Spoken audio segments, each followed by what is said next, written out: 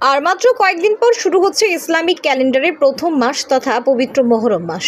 মহরম মাসের চাঁদের 10 তারিখ দিনটি বিশ্বজুড়ে পালিত হবে আশুরার দিন হিসেবে।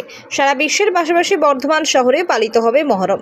বর্ধমান শহরের ঐতিহাসিক মহরম উপলক্ষে কেন্দ্রীয় মহরম কমিটির পথ চলা শুরু হয়েছিল 1939 সাল থেকে, যেটা ছিল পরাধীন ভারতের সময়কাল। কেটে গেছে প্রায় 90 বছর। বর্ধমানের এই মহরমে ঢাল তাজিয়ার পাশাপাশি লাঠি খেলা, তলোয়ার খেলা সহ বিভিন্ন খেলা দেখতে দেখতে প্রায় 100টি মহরম কমিটি বর্ধমান শহরের প্রাণকেন্দ্র বিসি রোডের কেন্দ্রীয় মহরম কমিটির অফিস প্রাঙ্গণে এসে উপস্থিত হয়।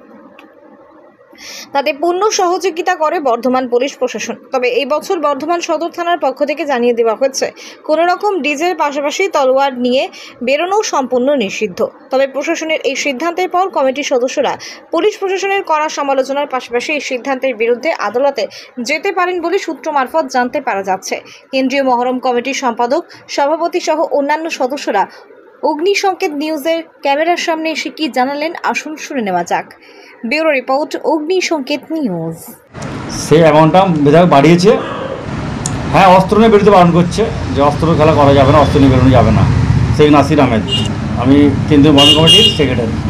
আমার সঙ্গে আমাদের প্রেসিডেন্ট মোহাম্মদ জামশেদ হোসেন আছেন, কেসিআর লালটুদা আছেন, আমাদের এক্সিকিউটিভ কমিটির চেয়ারম্যান রফি ভাই আছে, আমাদের কনভেনার লালা মামা রয়েছে, আর আমাদের কমিটির লোকজন এখানে সব রয়েছে। মহরম গঠন করা হয়েছিল 1939 সালে। এবারে মহরম আমাদের হচ্ছে 3 তারিখ থেকে আরম্ভ, দুপুরে মাতম, 4 তারিখে শুনশান, আর রাত জাগরণ হচ্ছে 5 তারিখ, 6 তারিখ হচ্ছে মঞ্জিল মাটি।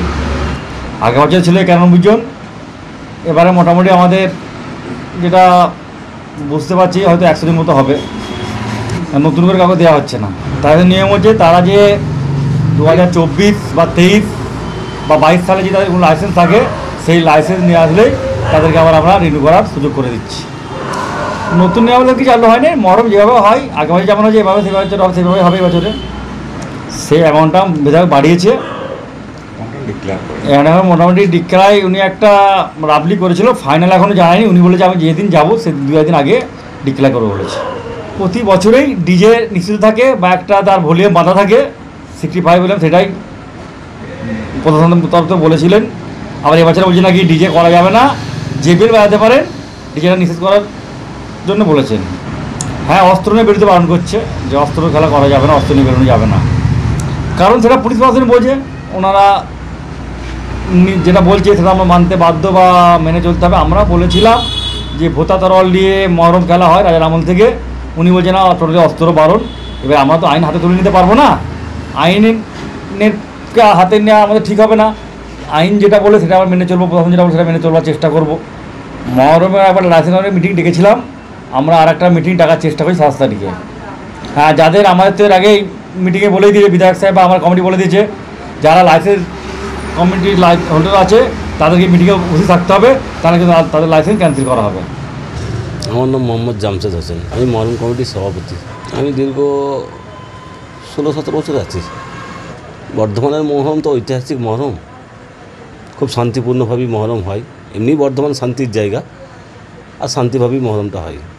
না, বর্ধমানের আশেপাশের এলাকা নিয়ে আছে, যেমন আছে শক্তিগড় আছে, মির্জাপুর আছে, যেমন আমাদের খণ্ডঘোষ আছে, এখান থেকেই দেওয়া হয়। দেখুন, এই বিষয় নিয়ে তো আমরা কিছু বলবো না, কেন প্রশাসনের কালকে মিটিং ডাকা হয়েছিল। প্রশাসন অস্ত্রের কথা বলেছে, ঠিক আছে, যে যাতে অস্ত্র নিয়ে না বেরোনো হয় এই কথাটা প্রশাসনের পক্ষ থেকে বলা হয়েছে। এবার আমাদের আইসি সাহেব বলেছে যে আপনারা একটা মিটিং ডাকুন, দরকার পড়লে আমিও যাব, সেখানে আপনাদের যারা লাইসেন্স হোল্ডার আছে তাদেরকে আমি বলবো, হ্যাঁ, যাতে অস্ত্র না নিয়ে বেরোনো হয়, এটা আইসি সাহেব বলেছে।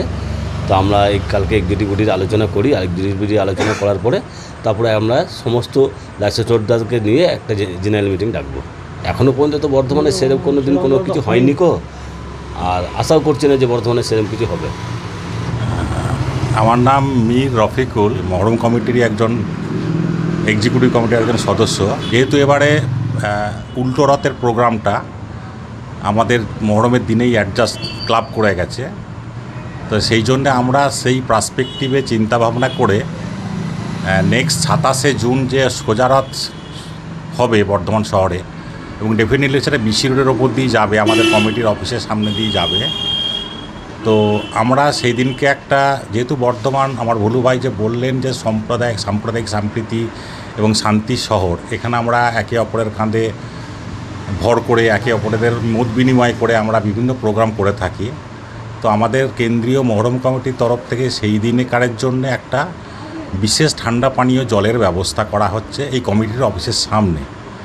এবং এখানে আগত যেসব পুণ্যার্থী, মানে রথযাত্রা উপলক্ষে যারা এখানে পজিশনে বেরোবেন, তাদেরকে আমরা আমাদের তরফ থেকে, আমাদের কেন্দ্রীয় মহরম কমিটি, বর্ধমান কেন্দ্রীয় মহরম কমিটির তরফ থেকে ঠান্ডা পানীয় জল বা জলছত্র যেটাকে বলা হয় শুদ্ধ বাংলা ভাষায়, আমরা সেই জলছত্রের একটা আয়োজন করতে চলেছি।